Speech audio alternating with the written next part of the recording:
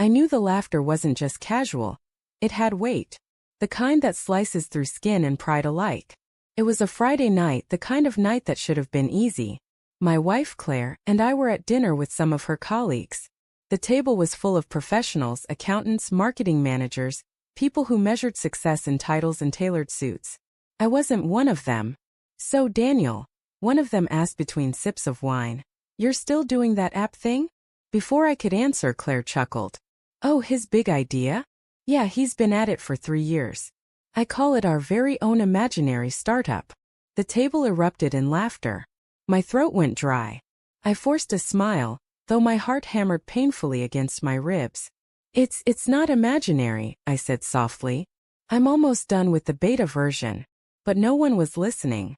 Claire was still laughing. She used to believe in me. Back when we lived in our tiny one-bedroom apartment and she'd bring me coffee at 2 a.m. while I coded.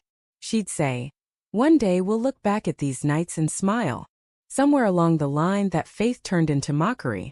That night on the drive home, I said nothing. The silence between us felt like a frozen lake. Beautiful but ready to crack. Finally, she sighed. "Daniel, don't take it so seriously. It was just a joke." I gripped the steering wheel tighter. "You embarrassed me in front of everyone, Claire." She turned toward the window. "Maybe if you had something to show after 3 years, there wouldn't be anything to laugh about." The words hit harder than I expected. I didn't reply. I just drove, each mile taking me further away from the man I used to be, hopeful, driven, in love. The next morning I found her scrolling through her phone, smiling at something. I tried to ignore it, but the way her expression softened, like the way she used to look at me, made something twist in my gut. "Who's that?" I asked. She locked her phone immediately. "No one. Just a friend from work." The word friend carried a new kind of chill. Days turned into weeks. Claire became distant, her laughter now reserved for her phone. We ate dinners in silence, our conversations limited to bills and groceries. One night I came home early from the co-working space. The lights were dim, her phone buzzed on the counter, and a message preview flashed. "Can't wait to see you again tonight, Redheart, Brian." My heart stopped. Brian, her boss. I stared at the message for what felt like an eternity before placing the phone back exactly where it was. My hands trembled, not from anger yet, but from disbelief. When she came home later, smelling faintly of cologne that wasn't mine, I asked her how work was. She smiled and said, "Busy but good." I smiled back. "That's nice." That night I didn't sleep. I opened my laptop and stared at the app I'd been building for years. The project that she mocked, that everyone dismissed. Something inside me shifted. Maybe I couldn't fix her betrayal, but I could control my success. For the next 6 months I worked in silence. Every ounce of heartbreak became fuel.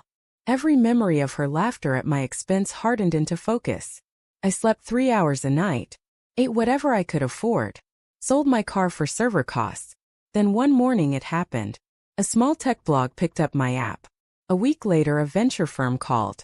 They loved the concept. Within a month, I signed a deal worth more money than I'd ever seen in my life.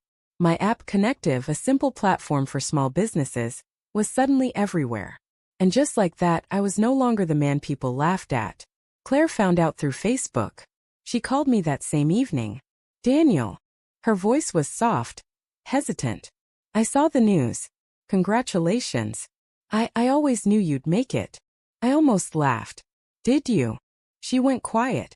"Can we talk? Please. Maybe dinner, like old times." Old times.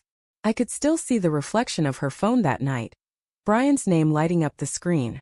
But something inside me wanted to see her. Not out of love, but closure. "Sure," I said. "Dinner sounds good." She chose an upscale restaurant, the same kind she used to take me to with her colleagues back when I was the joke. When she walked in, she looked stunning. Elegant, polished, the kind of beauty that once made me forget every worry. "Daniel," she said, smiling. "You look different. Success changes people, I guess." She laughed softly. "You deserve it. Really." We ordered. We talked. She told me about how things with Brian didn't work out. She said she made mistakes, that she'd been lost. "I didn't appreciate what I had," she said, eyes glistening. "You were trying to build something for us and I mocked you. I was stupid." Her hand reached across the table. Can we start over? For a moment I just looked at her. The same eyes that once looked at me with love, then with pity, now with longing. I'm not angry anymore, I said quietly. But I can't forget. She blinked. Daniel. I leaned back. You mocked my dreams when I needed your faith. You laughed when I failed and you left when things got hard. I built this without you, not to prove you wrong, but because I had to survive after you broke me. Tears welled in her eyes. I know, and I'm sorry. I just want to make things right. I smiled sadly. Claire, you can't rebuild what you burned down. When the check came, I placed my black company card on the table. She froze when she saw the logo. You're the CEO? She whispered. I am. Her lips parted, maybe to say something: apology, admiration, regret. I'll never know. Because I stood up, smiled faintly and said, Take care of yourself, Claire. And I walked out. A year later, Connective hit a global milestone. Investors called me a visionary.